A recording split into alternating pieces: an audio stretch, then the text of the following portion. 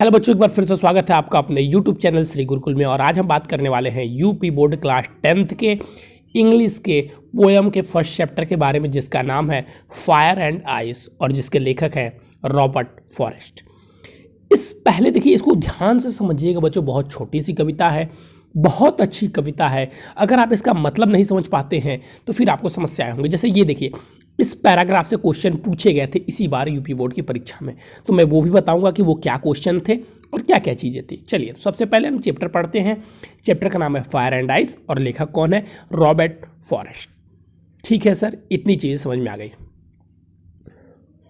Robert forest इसके लेखक हैं। और अब कहते क्या हैं, अब देखिए मैं अपने आप को लेखक की जगह रहकर बताऊंगा कि लेखक क्या कहते हैं। ठीक है। Some says the world will end in fire, some says the world will end in fire. कवि कहते हैं कि कुछ लोग कहते हैं कि जो ये धरती है, जो ये पूरी धरती है, पृथ्वी है, जो ये अर्थ है, इसका जो विनाश होगा वो किसके? फायर यानी कि आग के कारण होगा। फिर से मैं एक बार बताता हूँ, समझिएगा। सम सेज, कुछ लोग कहते हैं, द वर्ल्ड, ये जो विश्व है, ये जो दुनिया है, विल एंड, एंड मतलब खत्म, विनाश, इन फायर। कुछ लोगों को कवि कहते हैं कि कुछ लोगों का कहना है कि जो ये हमारी धरती है, जो हमारी ये पृथ्वी है, जो हमारा ये विश्व है, इसका जो विनाश होगा, जो इस विश्व का विनाश होगा, धरती कहना ठीक नहीं है, विश्व ही कहिए। ठीक है, वर्ल्ड मतलब विश्व। जो ये हमारा विश्व है, इसका जो विनाश होगा वो किसके कारण होगा? आग के कारण होगा। यानी कि आग से जो ये हमारा विश्व है इसका विनाश होगा, ऐसा कुछ लोगों का कहना है। सम सेज इन आइस, कवि कहते हैं कि कुछ लोग कहते हैं कि ये जो विश्व है इसका विनाश किसके कारण होगा? आइस यानी कि बर्फ के कारण होगा। देखिए कवि ने यहाँ पर दो लोगों के मत को बताए हैं। सबसे पहले कुछ लोगों के मत जो हैं वो क्या है कि जो विश्व है इसका विनाश कैसे होगा, तो इसका विनाश फायर यानी कि आग के कारण होगा। और दूसरा मत है, वो जो दूसरे लोग हैं उनका कहना है कि जो धरती है इसका, ये जो विश्व है इसका विनाश होगा, कैसे होगा? बर्फ के कारण। कुछ लोगों का कहना है कि इस विश्व का विनाश किसके कारण होगा? बर्फ के कारण होगा। From what I have tested of desire I hold with those who favour fire. अब देखिए सबसे पहले यहाँ पे जो मीनिंग आ रहा है टेस्टेड, ठीक है, इसका टेस्टेड का मतलब क्या होता है बच्चों? यहाँ पे टेस्टेड का मतलब टेस्ट करना नहीं है, वो वाला टेस्ट करना नहीं है, यहाँ पे एक्सपीरियंस है।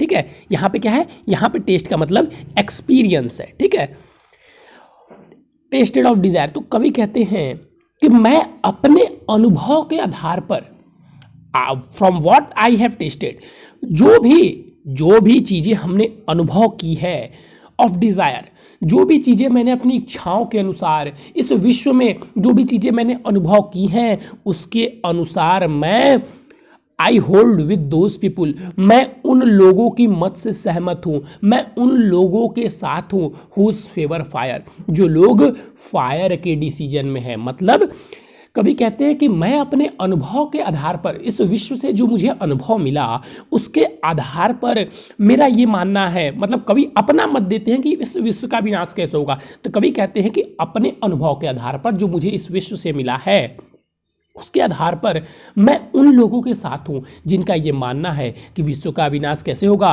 फायर के वजह से होगा। ठीक है, those who favour it fire, लोग जो फेवर है किसके? फायर के।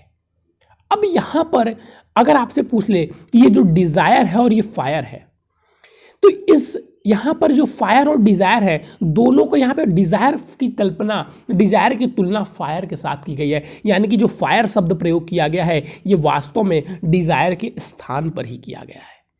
अब अगर इस कहानी के आंतरिक, ये तो शब्द मूल का मतलब था, अब इस जो पूरे वाक्य था इसका अगर आंतरिक मतलब निकाला जाए तो कवि का कहना है यहाँ पे कवि के फायर से मतलब इच्छाएं से हैं, जो लूटपाट, जो डकैती, जो मारा मारी हो रही है। तो इस विश्व का विनाश जो है इन्हीं जो आपकी अधिक पा लेने की इच्छा है, अधिक पाने की इच्छा में तो लोग लूट मार करते हैं, डकैती करते हैं। तो ये जो आपकी अधिक पा लेने की इच्छा है, इसी इच्छा में इस धरती का विनाश हो जाएगा। और कवि का मानना है कि जो लोग ये मानते हैं कि इसी के कारण धरती का विनाश होगा, लूटपाट, जो उनकी अधिक पा लेने की इच्छा है, तो मैं भी इससे सहमत हूँ कि धरती का विनाश कैसे होगा, विश्व का विनाश कैसे होगा, फायर के कारण ही होगा। अब देखिए यहाँ पे कवि आगे कहते हैं, but if it had to perish twice. अब यहाँ पे देखिए जो पेरिश शब्द आया, इसका मतलब होता है विनाश। क्या होता है? विनाश।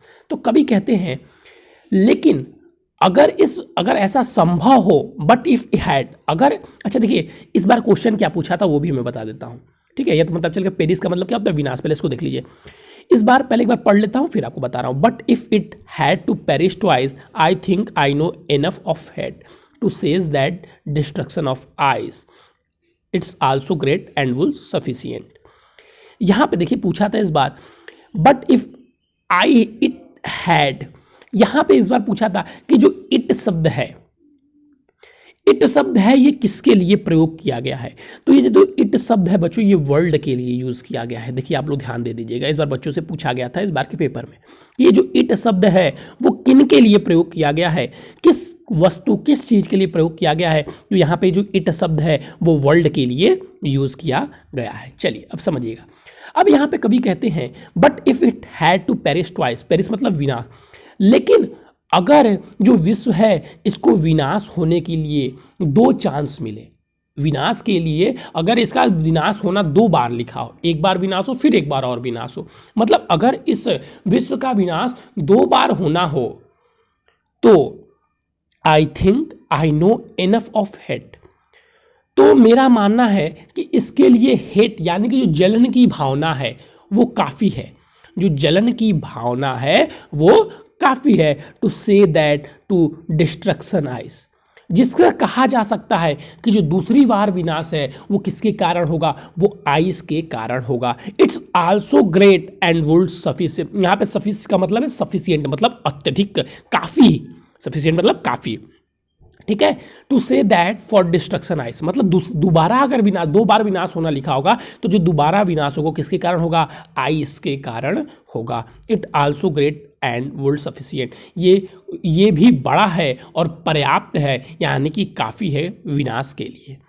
अब इस यहाँ पे आइस की तुलना किससे गई है? यहाँ पे आइस शब्द किस चीज़ों के लिए प्रयोग किया गया है तो हम उसको समझेंगे। यहाँ पे देखिए कवि कहते हैं कि अगर इस पृथ्वी का दोबारा विनाश होना लिखा हो, पहले देखिए एक बार कविता शुरू से अंत तक भी समझाऊंगा आपको, लेकिन पहले इसको समझिए कि यदि कहते हैं कवि कि अगर पृथ्वी का 2 बार विनाश होना लिखा हुआ हो, इस विश्व का विनाश होना 2 बार लिखा हुआ हो, तो जो दूसरी बार विनाश होगा वो जलन की भावना के कारण होगा। जो आप हमारे और आपके अंदर आइस, यहाँ पे आइस का मतलब है जो हम लोग का कोल्ड नेचर हो गया है। क्या हो गया है? जो हम लोगों का कोल्ड नेचर हो गया है, कोल्ड नेचर, जो कोल्ड नेचर हो गया। सर कोल्ड नेचर मतलब क्या? देखिए यहां पर कोल्ड नेचर का मतलब ये हो गया, जैसे देखिए आज के समय में क्या होता है, बगल में गाड़ी लड़ी, आपके पड़ोसी के घर कुछ हो रहा है, होने दो, उससे हमारा क्या। ये जो हमारा हेटेड की भावना आ गई है, जो नफरत की भावना, जो अपनेपन, जो सेल्फिशनेस आ गया है, उसके बारे में यहाँ पे उसकी तुलना यहाँ पे आइस से की गई है। तो कवि कहते हैं कि जो ये हमारे अंदर भावना आ गई है, अगर दोबारा विनाश करना लिखा होगा तो ये हमारे सेल्फिशनेस, ये हेटनेस की भावना के कारण पृथ्वी का विनाश दोबारा होगा। ये भी हमारे विनाश करने के लिए, हमारे विश्व का विनाश करने के लिए क्या है? काफ़ी है, ठीक है। अब देखिए आपकी कहानी, कविता तो यहीं पे समाप्त हो गई, लेकिन एक बार फिर से हम इसको शुरू से अंत तक एक बार बोलेंगे और ध्यान से सुनिएगा। यहाँ पर बस आपको सुनना है, सुनेंगे तो चीज़ें अच्छी से समझ में आएगी।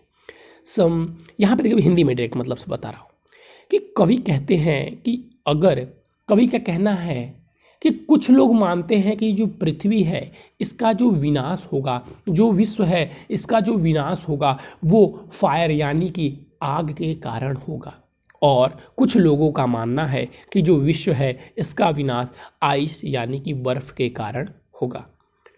लेकिन कवि कहते हैं कि जो कुछ मैंने इस विश्व से अनुभव किया है उसके हिसाब से मैं उन लोगों के साथ हूँ, उन लोगों से सहमत हूँ जिनका मानना है कि विश्व का विनाश आग के कारण होगा।